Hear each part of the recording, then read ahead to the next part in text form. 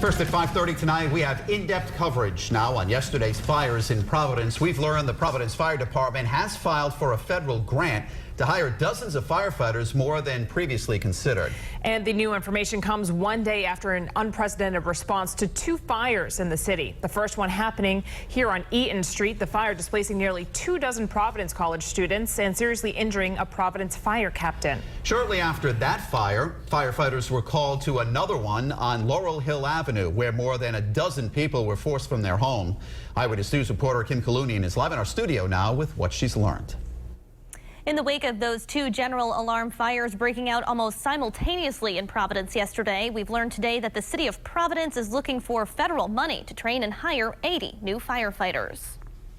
According to documents obtained by Eyewitness News, the city of Providence is seeking $15 million in federal grant money to hire 80 new firefighters. The move from the city comes just months after Mayor Jorge Elorza overhauled the city's fire department, changing from a 4-platoon to 3-platoon system.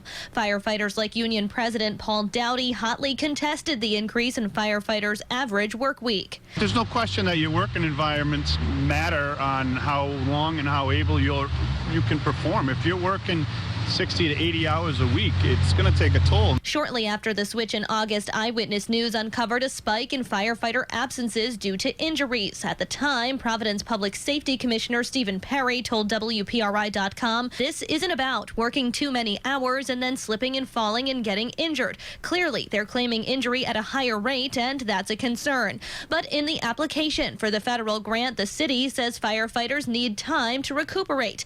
Many of these firefighters are also working 60-plus hours a week. The additional firefighters will also reduce fatigue, reduce the number of line-of-duty injuries, reduce overtime, increase response time, and increase firefighters and citizen safety.